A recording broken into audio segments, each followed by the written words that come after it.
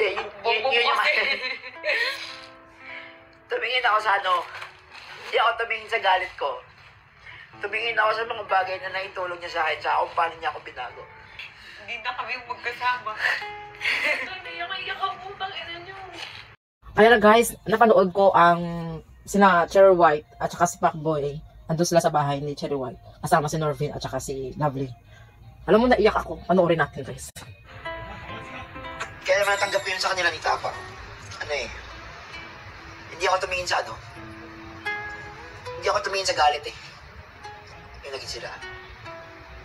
Ang tinignan ko kasi dyan yung mga bagay na naitulong mo. Kung paano mo nabago yung isang Pacboy, kung paano mo natulungan. Di ba? Hindi ko lang Yun yung tumingin ako sa ano. Hindi ako tumingin sa galit ko. Tumingin ako sa mga bagay na naitulong niya sa akin, sa kung paano niya ako binago. Grabe. Teka, nalilinawan ko lang ah. Ganun pala kasad. Ano tag dito, Lovely? Yung mga Grabe talaga. Alam mo yung, before pa talaga ako nag-record, pinatapos ko talaga yung video ni Cherry White. Saludo ko kay Cherry White. Kasi, alam mo yung sinasabi na, you cannot judge the book by its cover. Kasi at sa kanya, nakikita natin na talagang totoo talaga siya. Pinapakita niya kung ano talaga siya. Wala akong ano sa kanya eh. Hindi ko talaga siya hinusgahan. Sa totoo lang. Kasi, nakikita ko yung pagiging totoo niya. Tapos, kahit na nakikita ko na talaga na, alam ko naman may something talaga kay Pacboy. Pero andun yung pag-unawa. Ikaw pa naman, ikaw Cherry White. Tapos, maganda na, di ba? Parang lahat nasa kanya na, pero inuunawa ka, something like that. Tapos itong si Pacboy, hindi yun nga, inamin naman talaga niya na hindi niya pinahalagahan ang pagmamahal at yung pagmamahal at pagpahalaga ni Cherry White sa kanya. Yung pinapanood ko talaga yung kanina, tulo talaga luha kasi nadadala ako sa iyak nila. Kasi yun nga, totoo talaga yung makikita mo sa kanila. At yun pa, at isa pa, nag-guess ko na ang love team nila, yun nga, sinasabi nila dito na, yung hindi naging sila.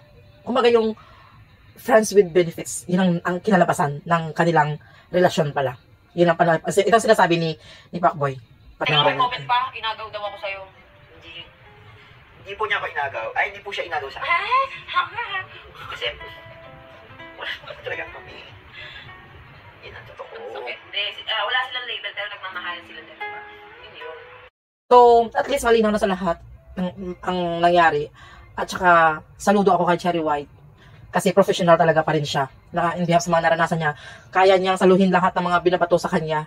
Pero, ayun nga, bilib ako sa tapang niya talaga. Bagay ka talaga kay Boy Tapang. Kaya go lang, Cherry White. Nakikita ko kasi yung saya mo ibang-iba. Sa totoo lang, ibang-iba yung saya mo na nakita ko nung kasama mo si Boy Tapang. Hope yun nga.